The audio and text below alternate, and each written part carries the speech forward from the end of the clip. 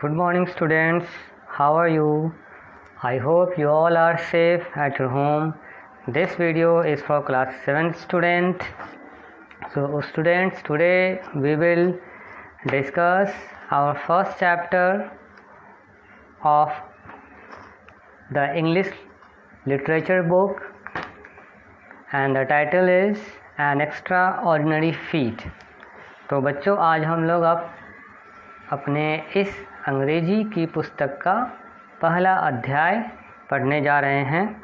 आप सभी इस चैप्टर को, इस कहानी को ध्यान से सुनिएगा और समझने का प्रयत्न करिएगा। इस चैप्टर में पहले मैं इंग्लिश का एक पैराग्राफ पढ़ूंगा, फिर उसके बाद उसका हिंदी आप लोगों को बताऊंगा, ठीक है? तो चलिए अपनी कहानी को शुरू करते हैं।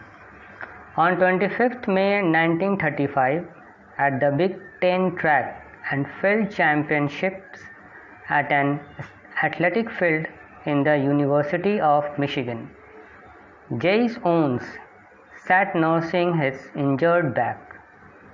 He was not really sure whether he would be able to complete even one race that day.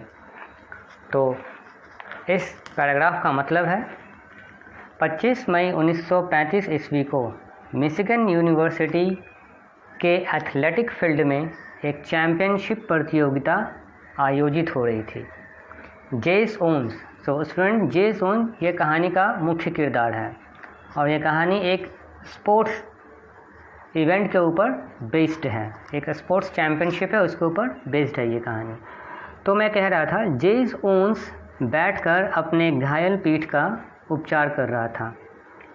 वह इस बात को भी नहीं जानता था कि वह आज अपनी इस रेस को पूरा कर भी पाएगा या नहीं। Second para, he consulted his university coach Larry Surrender, and they decided that Owens should just take one event at a time. After each event, they would decide whether Owens would participate in the next, depending on how bad Owens' back felt. तो इस paragraph का मतलब है, उसने अपने university coach Larry से बातचीत की और वे लोग यह निर्णय किए कि जेस को एक बार में एक ही प्रतियोगिता में भाग लेना चाहिए। प्रत्येक प्रतियोगिता के बाद वे लोग जेस के बैक की हालात को देखते हुए यह निर्णय करते थे कि उसे आगे की प्रतियोगिता खेलनी चाहिए या नहीं खेलनी चाहिए। At 3:15 p.m., Owens ran in the 100-yard dash.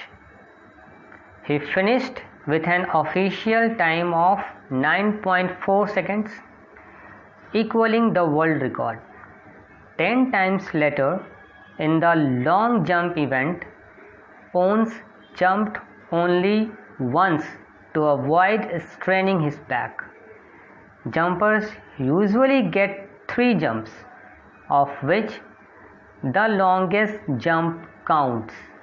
Incredibly, Owens bettered the world record by half a foot in his single jump.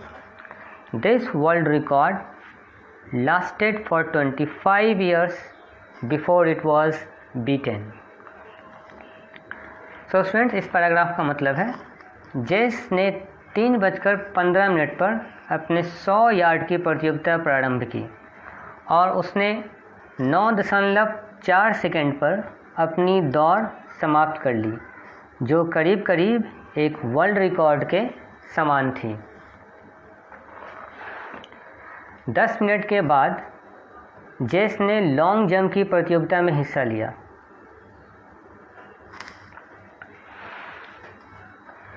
Moore was at the end of a mere 45 minutes after he started.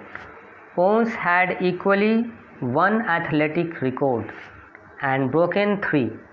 For most sports experts, this was the single greatest and finest athletes performance ever recorded in the sports. जेस ने अपनी पीठ को देखते हुए इस प्रतियोगिता में केवल एक बार ही हिस्सा लिया।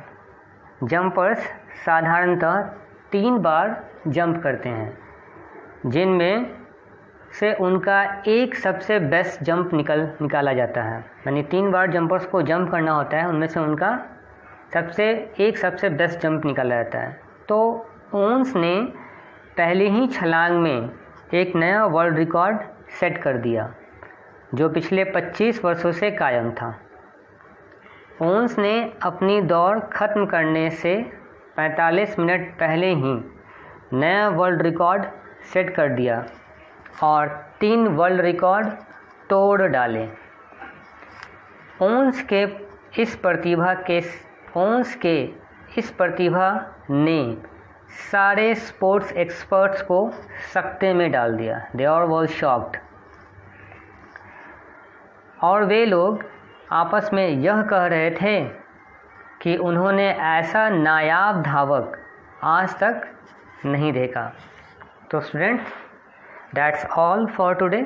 आज के लिए इतना ही। हम लोग पैरा को आराम से, स्टोरी को आराम से धीरे धीरे पढ़कर समझते हुए चलेंगे। वर्ड मीनिंग्स आप लोगों को स्लाइड्स में मिल जाएंगे।